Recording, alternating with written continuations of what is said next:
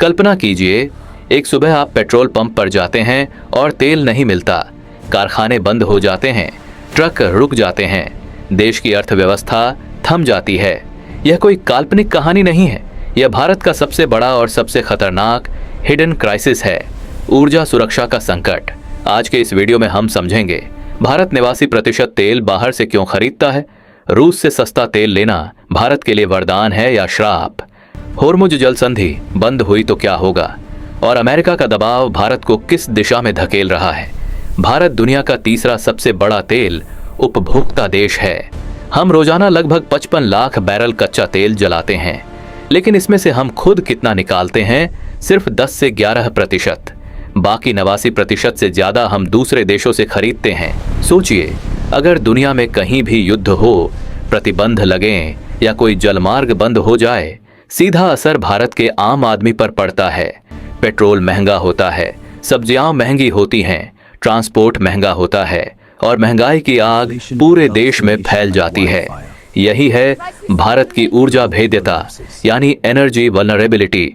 साल 2022 में रूस ने यूक्रेन पर हमला किया, पश्चिमी देशों ने रूस पर प्रतिबंध लगाए और रूसी तेल की खरीदारी बंद कर दी। रूस के सामने संकट था, तेल बेचेगा कहां, और भारत के सामने मौका था, सस्ता तेल कहां से लेगा। 2022 से पहले भारत रूस से सिर्फ 2% तेल खरीदता था। 2024 से 25 तक यह आंकड़ा बढ़कर 36% हो गया और 2026 के शुरुआती महीनों में तो यह 47% तक पहुंच गया। यह एक बड़ी कूटनीतिक और आर्थिक चाल थी। रूसी तेल सस्ता था, अंतर्राष्ट्रीय बाजार से कभी कभी $15 से $20 प्रति बैरल सस्ता, लेकिन इस सस्ते तेल के साथ आया एक बड़ा जोखिम।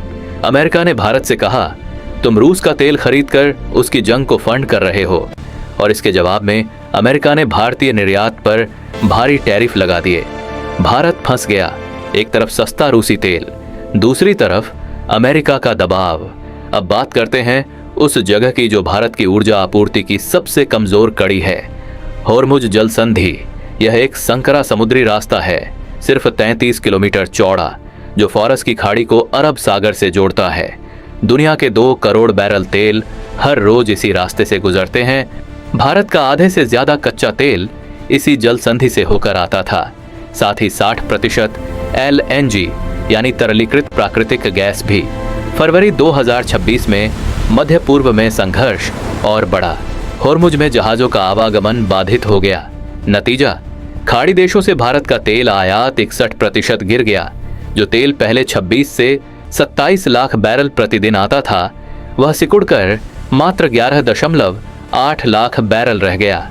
मध्य पूर्व की हिस्सेदारी भारत के कुल आयात में घटकर ऐतिहासिक न्यूनतम 26.3% पर आ गई। भारत के पास उस समय सिर्फ 30 दिन का स्ट्रैटेजिक पेट्रोलियम रिजर्व था, जबकि चीन के पास 300 दिन का। यह फर्क बताता है कि भारत कितना कमजोर था उस वक्त। 2026 की शुरुआत में भारत एक ऐसी स्थिति में था जो शायद ही पहले कभी आई हो। मुसीबत नंबर 1, होर्मुज बंद, खाड़ी से तेल आना बंद। मुसीबत नंबर 2, ईरानी तेल पर प्रतिबंध। अमेरिका ने ईरान पर सख्त पाबंदियां लगाई हुई थीं। भारत ने 7 साल बाद ईरान से पहला तेल खरीदा ही था कि अमेरिका ने होर्मुज भी बंद करा दिया। मुसीबत नंबर 3, रूसी तेल खरीदने की छूट खत्म। अमेरिका ने 11 अप्रैल 2026 को वह वेवर समाप्त कर दिया जिसके तहत भारत रूसी तेल खरीद सकता था। एक विश्लेषक ने कहा, भारत एक साथ ईरानी बैरल खो रहा है और रूसी बैरल भी नहीं मिल रहे, और भारत सरकार पर अमेरिका का संदेश साफ था, तुम हमारे साथ हो या रूस के साथ। एक जानकार ने बिल्कुल सही कहा, भारत एक सीसॉ पर है, अमेरिका की उम्मीदों को बैलेंस करने की कोशिश में। अब सवाल यह है, भारत इस संकट से निकलने के लिए क्या कर रहा है? पहला कदम, आपूर्ति विविधीकरण। भारत अब 40 देशों से तेल खरीदता है, Saudi Arab, Iraq, UAE, Kuwait, America, Brazil, पश्चिम अफ्रीका, सभी से। होर्मुज से गुजरने वाले तेल का अनुपात पहले 45% था, अब 30% तक लाया गया है। दूसरा कदम, रियल टाइम निगरानी। सरकार ने 24x7 कंट्रोल रूम बनाया है जो पेट्रोल, डीजल और एविएशन फ्यूल का स्टॉक ट्रैक करता है। तीसरा कदम, रिफाइनरी क्षमता बढ़ाना। भारतीय रिफाइनरियां अपनी रेटेड कैपेसिटी से भी ज्यादा काम कर रही हैं। चौथा कदम, स्ट्रैटेजिक पेट्रोलियम रिजर्व बढ़ाना। सरकार अंडरग्राउंड भंडारण बढ़ा रही है, लेकिन यह अभी भी चीन से बहुत पीछे है। पांचवा कदम, नवीकरणीय ऊर्जा। सोलर, विंड और इलेक्ट्रिक व्हीकल्स में निवेश तेज हो रहा है, लेकिन यह दीर्घकालिक समाधान है, आज के संकट का जवाब नहीं। भारत ने विविधीकरण के मामले में सही काम किया है, लेकिन विविधीकरण ऊर्जा स्वतंत्रता नहीं है। जब तक भारत 89% तेल बाहर से खरीदता रहेगा, हर युद्ध, हर प्रतिबंध, हर समुद्री संकट भारत की अर्थव्यवस्था को हिलाता रहेगा।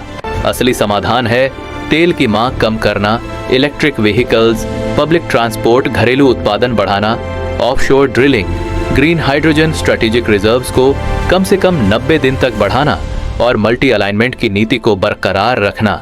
न पूरी तरह अमेरिका के साथ, न पूरी तरह रूस के साथ भारत एक उभरती हुई महाशक्ति है, लेकिन एक महाशक्ति वही बनता है जो ऊर्जा में आत्मनिर्भर हो। दोस्तों, यह संकट आज की खबर नहीं है, यह आने वाले दशकों की चुनौती है। होर्मुज की एक खबर से पेट्रोल महंगा हो सकता है, रूस पर एक प्रतिबंध से हमारी रिफाइनरियां प्रभावित हो सकती हैं, अमेरिका का एक फैसला हमारी ऊर्जा नीति पलट सकता है। इसीलिए भारत को सिर्फ कूटनीतिक चतुराई नहीं चाहिए, ऊर्जा में असली आत्मनिर्भरता चाहिए।